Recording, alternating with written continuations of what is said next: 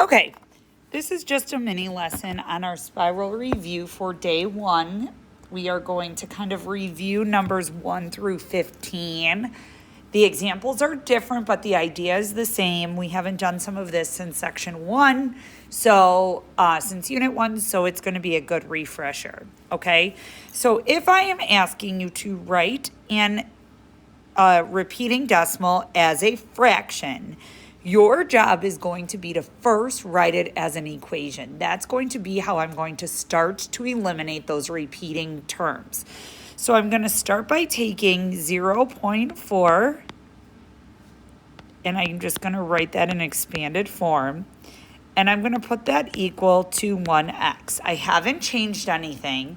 All I'm doing is I'm writing it as an equation, okay? Now I'm going to look. I have one number that is repeating, okay? Now it goes on forever, but there's only one, 4, 4, 4, 4, 4. If it was 4, 3, 4, 3, 4, 3, 4, 3, that would be a different story, but I only have one number that's repeating. So I'm going to think about this. Am I going to multiply it by 10, 100, 1,000? Which power of 10? To determine that, I'm going to look at the power of 10 that has the same number of zeros of the numbers that repeat. So what I'm going to do is I'm going to take that equation and I'm going to multiply the entire thing by 10, okay? When I do that, I am now setting up an equation that allows me to subtract both equations. So I'm going to get 9x equals, and the good thing here is all of my repeating terms cancel out.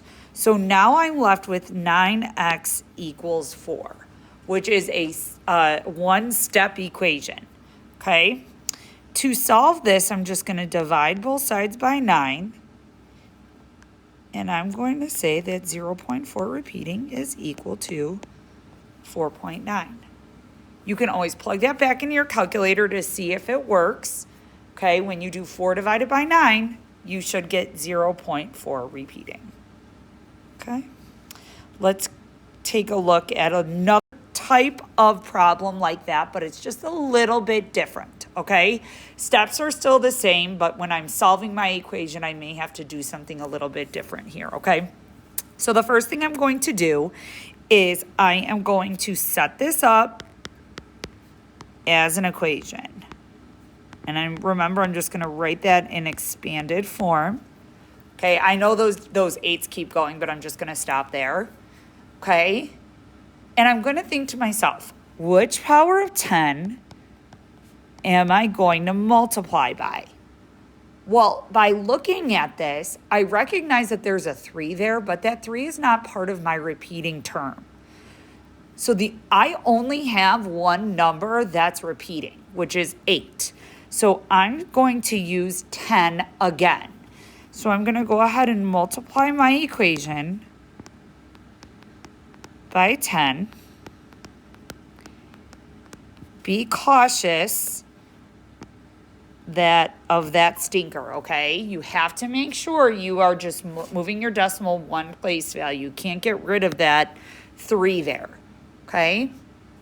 I'm going to subtract, okay? And what's really cool is all of my repeating terms cancel out. So I'm going to be left with 9x equals 3.5. I'm going to divide both sides by 9. Now, in a perfect world, I could leave 3.5 over 9, but I cannot because I don't leave fractions. Okay? A fraction is not okay. So when I have 3.5 divided by 9, I am x equals 3.5 over 9, okay? And then what I'm going to do is I'm going to multiply that by 10. When I multiply that by 10, I get rid of that decimal, which is awesome, okay? Now, this is equivalent, but I'm in 8th grade and I can simplify. So I would divide both of those by 5 to get a final answer of 0.38 repeating is equal to 7/18. Okay? All right, my next one, when I am trying to identify an irrational number, okay? An irrational number is any number that cannot be written as a fraction, okay? So an irrational number is any number that cannot be written as a fraction, okay? So like those repeating decimals that we just had are going to be rational numbers because I was able to write them as a fraction. So if I give you 2/3, that is going to be rational, okay? It's written as a fraction. It's going to be a repeating decimal. That is rational. Square root of 25. 25 is a perfect square. So when I simplify that, it's going to simplify to be 5, which I can write as 5/1. That's going to be rational. It can be written as a fraction. Contrary to that is if I give you something like the square root of 2.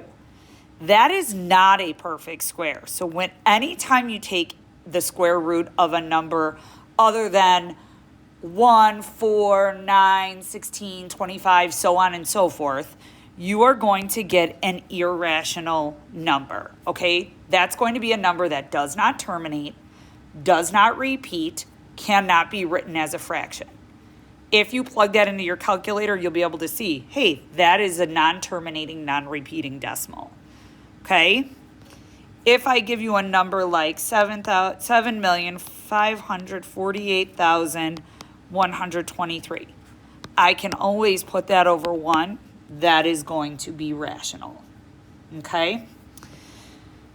A number like 3.56, 556, 5556. Although there's a pattern there, that is not repeating. So this would be an irrational number, okay? If you have any questions, you can look back at section 1.2. Okay, that's pages 15 to 17, okay?